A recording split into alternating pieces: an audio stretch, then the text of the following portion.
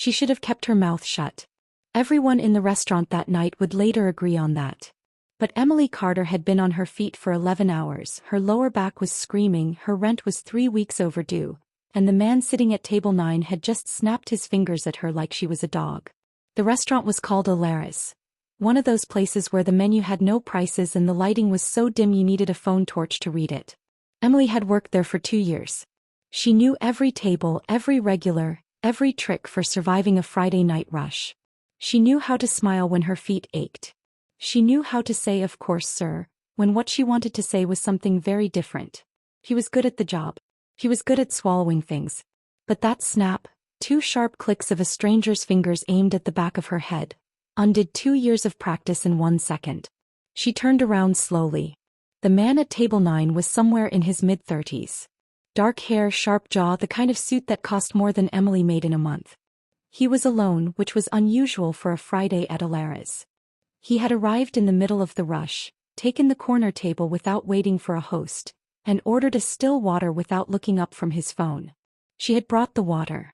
She had asked twice if he was ready to order. Each time he had held up one finger, not rudely, just dismissively, like she was background noise. Now he was looking at her. His eyes were dark, unreadable, the kind of eyes that gave nothing away. He pointed at his glass. "It's warm," he said. Emily looked at the glass. She had filled it from the chilled bottle less than 4 minutes ago. "I can get you fresh ice, sir," she said. "I said still water. Not ice water." He set his phone down. "I need this table cleared, the bread replaced. That one has been sitting out and I want to see a manager before I order. Can you manage that or should I flag someone else?" He reached into his jacket, pulled out a folded bill and set it on the edge of the table. Not as a tip. As a gesture. As if leaving a small sum near a stray animal to make it move faster. Something cracked inside Emily Carter. It wasn't rage. It was quieter than rage. It was the specific cold clarity that comes when a person realizes they have absolutely nothing left to lose in a particular moment. She picked up the bill. He looked at it. It was a 50. Then she held it out to him. "Keep it," she said. Her voice was steady. "Come even. You clearly need it more than I do." The table next to them went quiet. Then the table beside that one. "Excuse me." His voice dropped half a degree. "I brought your water at 61 degrees Fahrenheit, Emily said. "That is the standard serving temperature for still mineral water at this restaurant. The bread was placed 4 minutes ago and is within our freshness window. And I am the senior floor staff on shift tonight, so I am the manager." She set the 50 back down in front of him. "But since you'd like better service, I'd suggest trying a restaurant where the staff are paid enough to absorb being treated like furniture. That's not this one." Not a single fork moved in the entire room. The man at table 9 looked at her for a long moment. His expression didn't change. He didn't flush or fumble or look away. He just looked at her, studied her almost, with those dark, unreadable eyes. Then he folded the 50 back into his jacket, stood up, buttoned his jacket with 2 precise movements and walked out. He didn't say a word. Emily stood there, holding her order pad, her heart hammering so loud she was surprised no one else could hear it. The restaurant slowly exhaled. Someone at the bar started a low, cautious applause. A woman at the window table mouthed the words, "Oh my God." Emily put her order pad in her apron pocket and went to get someone else's bread. She was certain of one thing as she walked back to the kitchen. She was going to be fired by morning. She was wrong about that. Morning brought something much worse. The envelope was taped to her door when she got home at midnight. White, official-looking, with the logo of a property management company she didn't recognize in the top left corner. She almost didn't open it. She was too tired, her feet throbbing inside her shoes, her mind still replaying the way the entire restaurant had gone silent. She opened it. It was an eviction notice. Not for her specifically. It was addressed to all residents of 14 Callaway Street. The building had been sold. New ownership was taking effect in 30 days. All lease agreements were under review. A mandatory tenant meeting was scheduled for the following Tuesday at 6 p.m. in the ground floor common room. Emily sat down on the edge of her bed and read it 3 times. Her younger brother, Noah, was asleep in the next room. He was 19 in his first year of college and he had no idea how thin the margin was between them and the street. Emily kept it that way on purpose. She worked the double shift so he could study. She stretched every dollar so he didn't have to think about dollars. Their parents had died 18 months apart. Their mother from cancer, their father from a heart attack that Emily privately believed was made of grief. And she had promised herself at both funerals that Noah would not fall. She looked at the notice again. 30 days. She didn't sleep. By Tuesday the entire building was vibrating with anxiety. Mrs. Okafor from the second floor had already called her daughter in Houston. The Mendez family on the fourth floor, parents, 3 kids, 1 grandmother, had stopped eating dinner together because every conversation turned into a fight about where they would go. Old Mr. Hale on the ground floor, who was 81 and had lived in the building for 22 years, sat in his doorway each morning like a man waiting for a verdict. Emily knocked on every door. She made a list of concerns. She drafted questions for the new owner. She told everyone to come to the Tuesday meeting and say nothing until they understood who they were dealing with. She arrived 15 minutes early. The common room had plastic chairs arranged in rough rows facing a small table at the front. About 20 residents filled in behind her. The air smelled like old carpet and nervous sweat. Mrs. Okafor was holding a rosary. The Mendez grandmother was holding her granddaughter's hand. At exactly 6 o'clock, the door at the back of the room opened. Emily heard the shift in the room before she turned around. A subtle tightening, the way air changes before lightning. She turned. Damien Blackwood walked in. He was wearing a different suit than Friday, charcoal instead of navy, but the same sharp posture, the same dark, unreadable eyes. He had 2 people with him, a woman with a briefcase and a young man with a tablet. He walked to the front of the room without looking at the residents. Without looking at Emily. She felt the floor tilt slightly beneath her. He set a folder on the table, looked up and scanned the room with a calm, methodical gaze. When his eyes found Emily, they stopped for exactly 2 seconds. Then they moved on. "Good evening," he said. "My name is Damien Blackwood. I am the new owner of this building. I want to be direct with you because I think you deserve directness." He opened the folder. "This property has been neglected for years. The heating system is 17 years past its service life. 3 units have active water damage that was never repaired. The fire suppression system failed its last 2 inspections. Whoever owned this building before me was collecting rent on a structure that was quietly falling apart." The room was very still. "I am not here to remove you," he continued. "I am here to fix what the previous owner chose to ignore. Over the next 30 days I will personally review each tenancy. I am not looking for reasons to end leases. I am looking for a complete picture of who lives here and what they need. Renovations will begin in 60 days. No one will be displaced during that process." Emily stared at him. Mrs. Okafor raised her hand and asked in a small, careful voice whether her rent would increase. "Rents will be reviewed," Damien said. "But no resident in good standing will face an increase above the legal limit. And any increase will be phased over 18 months. More hands went up. Damien answered each one. He was patient in a way that surprised Emily, not warm, not soft, but patient. He answered questions with numbers and timelines rather than reassurances. There was something almost clinical about it, and yet the room was calming around him the way a fire calms when the oxygen is cut. Emily didn't raise her hand. She watched him. After the meeting, as residents filed out, some relieved, some still wary, Damien's assistant stopped her. "Mr. Blackwood would like to schedule your individual tenancy review for Thursday," the woman said. 2 o'clock if that works." Emily looked past the assistant to where Damien was speaking quietly to the young man with the tablet. He didn't look up. "I'll be there," Emily said. Thursday came and Emily arrived at the building manager's office, a small room off the lobby that had been empty for years, to find it completely transformed. A proper desk, 2 chairs, a lamp, a small printer. Damien was already seated. He stood when she came in. That small thing, standing, surprised her more than anything he had said at the meeting. "Miss Carter," he said. "Please sit down." She sat. He sat. He opened a file that had her name on the tab. "You've been here 3 years," he said. 2-bedroom, 3rd floor. You pay on time every month. No complaints from building management, no lease violations." He looked up. "You have a co-occupant listed as Noah Carter." "My brother," Emily said. "He's a student." Damien made a note. Your lease is month to month. Were you aware the previous owner intended to convert this building to short-term rentals within the year? Emily felt something cold move through her. No. The permits were filed 8 months ago. Your lease, along with everyone else's, would have been terminated with 30 days' notice. He set down his pen. I bought this property to prevent that. Emily looked at him carefully. Why? The question seemed to land differently than she intended, or perhaps exactly as she intended. Damien held her gaze for a moment. That's a longer conversation, he said. For now, your tenancy is confirmed. I'll have a new 12-month lease drawn up by end of week. Emily nodded. She stood to leave. At the door she turned back. I owe you an apology, she said. For Friday night.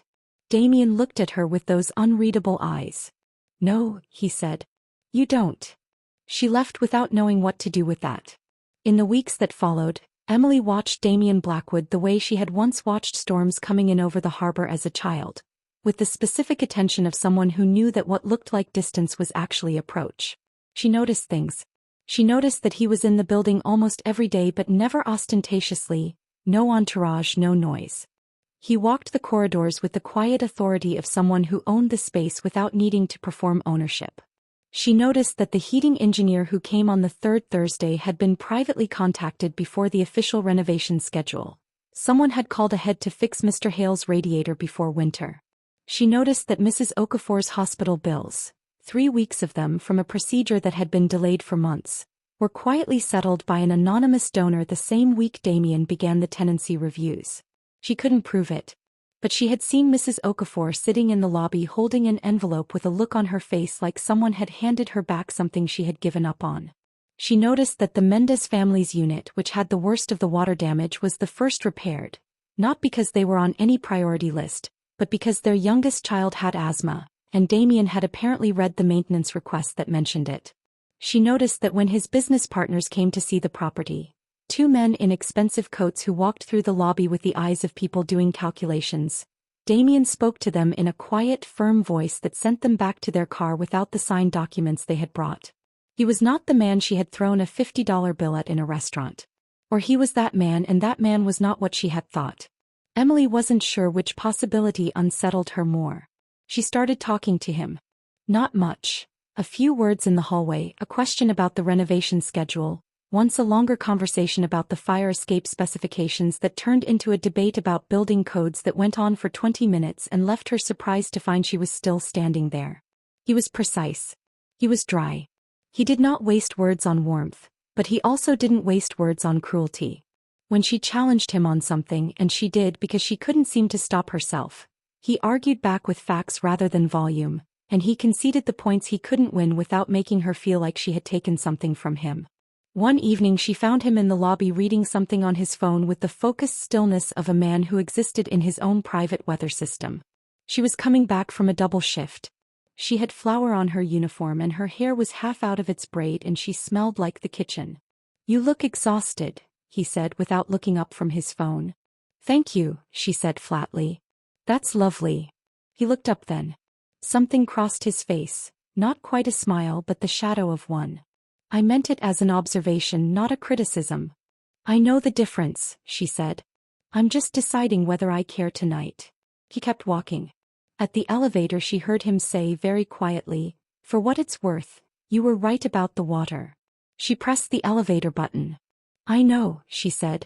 When the doors closed she leaned against the wall and breathed. It was Noah who found the article.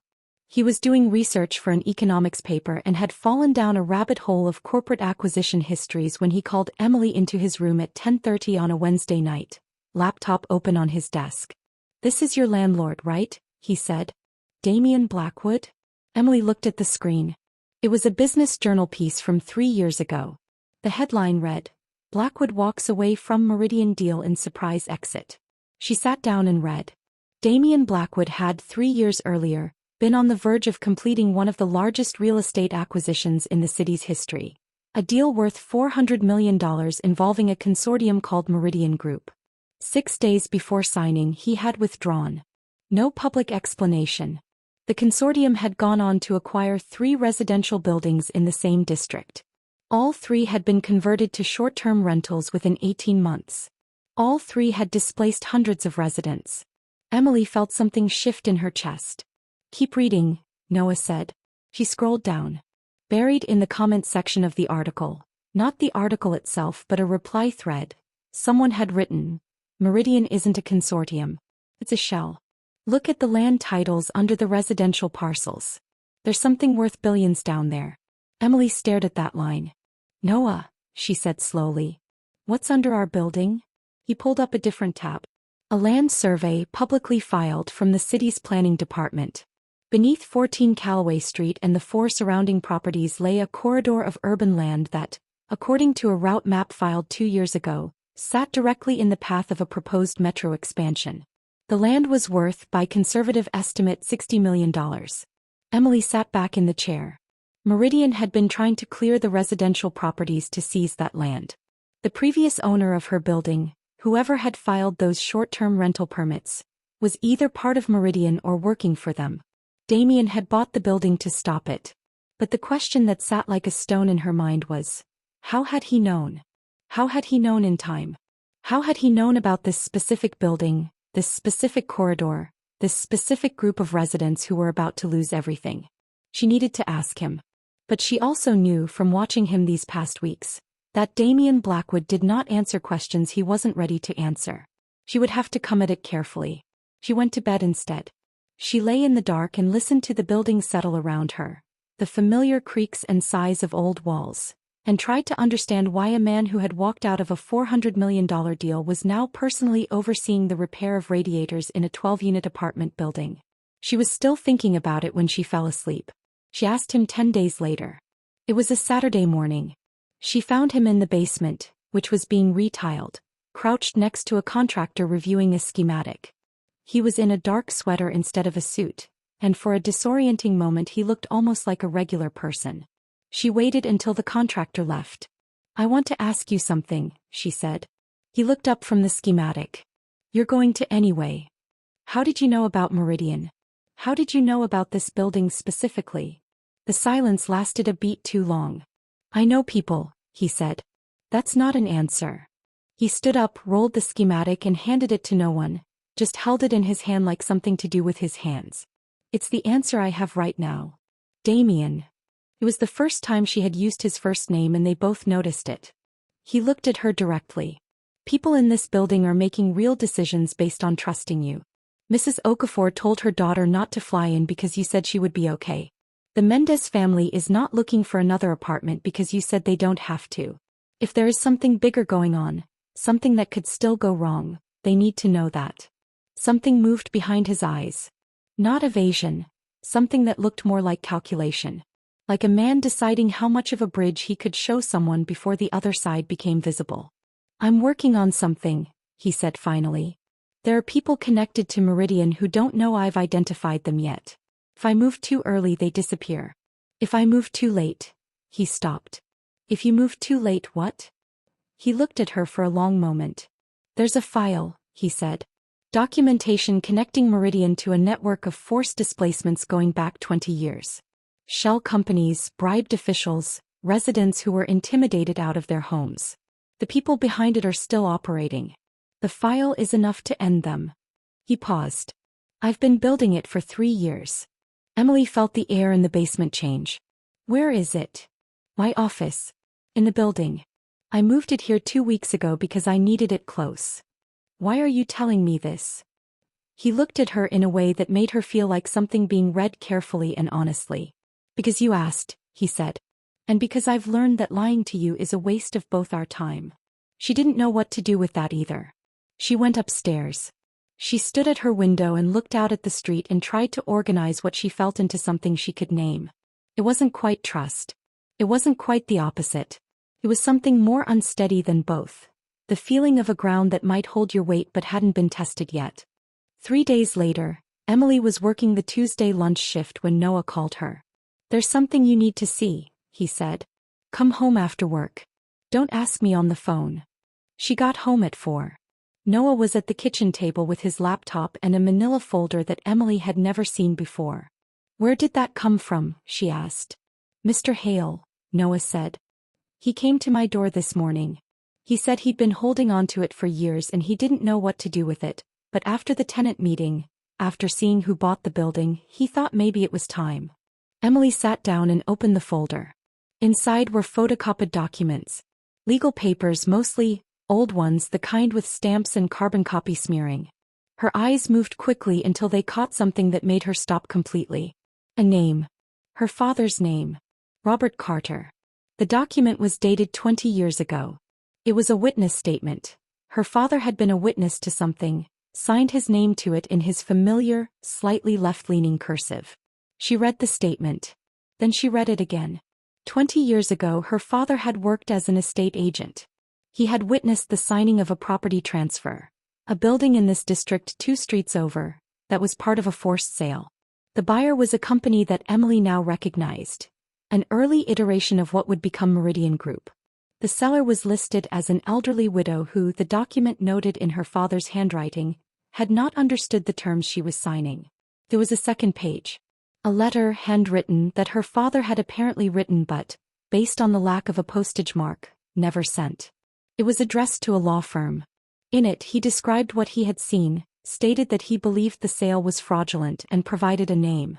The name of the man who had orchestrated it. Victor Blackwood. Emily's hands were very still on the table. Damien's father. He sat with that for a long time. Long enough for the light in the kitchen to shift from afternoon to early evening. Noah sat across from her and didn't say anything, which was its own kind of kindness. Her father had known. He had known what was being done and he had written it down and he had never sent the letter. She didn't know if that was fear or strategy or something that had gotten away from him before he could act. She would never be able to ask him. But Damien, who had spent 3 years building a file on Meridian, who had walked away from a $400 million deal, who was quietly fixing radiators and paying hospital bills and sleeping 2 floors below her. Was he fighting the thing his father had built? Was that what all of this was? She needed to tell him. About the letter. About her father. About the fact that the 2 of them were standing inside a history that neither of them had written but that had somehow written them both to the same place. She picked up her phone. She was going to call him. Her thumb was over his number. Then she heard something. From below. A sound that didn't belong. A sharp, heavy sound like a door being forced. Then voices low and quick. Then silence. Emily went to her window. In the alley behind the building, a dark car she didn't recognize was idling with its lights off. He went still. She waited 2 minutes. 3. The building was quiet again. The car didn't move. Then her phone buzzed with a text from an unknown number. She looked at it. The screen showed 3 words at first. She had to scroll to see the rest. She read it once. Her pulse beat very hard and very loud. She read it again. The text said, "Ask your landlord what really happened 20 years ago. Before someone gets hurt." Emily looked at the letter in her hand. She looked at her father's name. She looked at the dark car in the alley, which was now, slowly without turning its lights on, beginning to move. She looked at Damien's number on her phone. And she stood there in the low yellow light of her kitchen, with her brother watching her from across the table and the weight of 20 years pressing down on both sides of a door she had not known existed until tonight, trying to decide whether opening it would save them or bury them both. To be continued.